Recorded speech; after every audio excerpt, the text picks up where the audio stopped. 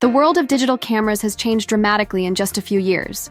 Not too long ago, DSLRs ruled the market, but today mirrorless cameras dominate every corner of photography. Brands like Sony, Nikon, Fujifilm, and Canon have shifted their attention almost entirely to mirrorless systems, which offer lighter bodies, faster performance, and cutting-edge autofocus technologies. In this new era, Canon has built a strong lineup under the EOS R system, which includes everything from entry-level models like the R50 and R10 to full-frame powerhouses such as the R5 and the much-anticipated R1 flagship. Among these models, the Canon EOS R7 holds a very special place. Launched as a high-end APS-C mirrorless camera, the R7 managed to capture the imagination of photographers who wanted speed, reach, and versatility without breaking the bank on expensive full-frame gear. Its arrival was especially meaningful because Canon had previously discontinued the popular 7D DSLR series. For many users, the R7 felt like the true spiritual successor to the Canon EOS 7D Mark II, which had been a favorite among sports and wildlife shooters for years. But time moves fast in the world of technology, and in just 3 years, the conversation has shifted. While the original R7 is still an excellent camera, many users are now asking, what's next? Rumors of the Canon R72 have begun spreading across photography forums, news outlets, and leak sites, suggesting that Canon is preparing to bring a refreshed version of its APS-C powerhouse. The biggest question being asked is about the LCD design. Will Canon change the fully articulating flip screen to something more traditional? And if yes, how will that affect its appeal to different types of photographers and videographers? This article takes a deep dive into everything we know and everything we expect about the Canon R72. From rumored design updates to sensor possibilities, comparisons with Canon's other models, and even speculation about pricing and release dates, we'll cover it all. By the end, you'll have a clear picture of what this upcoming camera might mean for your photography journey in 2025 and beyond. Looking back at the Canon R7, strengths, weaknesses, and legacy, when the Canon EOS R7 was first introduced in 2022, it immediately gained attention because it wasn't just another mirrorless release. It represented something much larger, a continuation of Canon's APS-C legacy. The R7 was built for photographers who wanted speed and reach without investing in the heavier, more expensive full-frame system. Strengths of the Canon R7. The R7 came with a 32.5 megapixel APS-C CMOS sensor, which made it one of the highest resolution crop sensor cameras on the market at the time. Paired with Canon's dual-pixel CMOS AF2 autofocus system, the R7 became a dream tool for tracking fast-moving subjects like birds, wildlife, or athletes in action.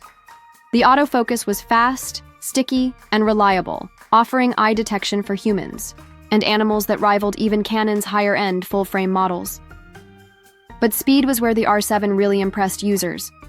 With 15 frames per second using the mechanical shutter and a blazing 30 FPS with the electronic shutter, the R7 could compete with professional sports cameras that cost double or triple the price. Wildlife photographers love the fact that they could fire long bursts to capture split-second wing movements, while sports shooters found it reliable enough for football, basketball, and motorsports. Video shooters also had reasons to celebrate. The R7 offered oversampled 4K 30p video from the full 7K sensor readout, as well as 4K 60p with no crop. Add to that 10-bit C-Log3 recording, and Canon had suddenly created one of the best hybrid APS-C cameras available. Finally, the compact body design was a big selling point. Weighing just over 600 grams, the R7 was small enough to travel with, but powerful enough to be used on professional assignments. For photographers who didn't want to carry the bulk of a Canon R5 or R3, the R7 became the perfect alternative. Weaknesses of the Canon R7. Of course, no camera is perfect. While the R7 gained plenty of fans, it also drew criticism in some areas. One of the biggest complaints was the LCD design. While the fully articulating flip-out screen is excellent for vloggers and YouTubers, some photographers found it too fiddly and preferred the quicker, sturdier tilting style. Landscape and street photographers especially wanted a simpler tilt mechanism for working fast at awkward angles. Another issue was the EVF blackout during bursts. While the 30 FPS electronic shutter was impressive on paper, The experience in the E8 viewfinder wasn't always smooth, making it difficult to follow extremely fast subjects. Wildlife shooters who depended on continuous tracking sometimes found this frustrating. Finally, some users mentioned that the small body size made it less comfortable to use with large telephoto RF lenses. The lightweight design was great for portability, but attaching a 100 to 500mm lens or a 600mm telephoto often felt front-heavy. Despite these shortcomings, the Canon EOS R7 established itself as one of the most important APS-C cameras of the mirrorless era. And now, with rumors of the R7 II on the horizon, many of these weaknesses may finally be addressed. Rumors about the Canon R7 II, what we know. So far, over the last few months, several leaks have suggested that Canon is actively testing prototypes of the Canon R7 II. According to industry insiders, the camera has already been spotted in the wild, though images of the device have not yet been shared publicly.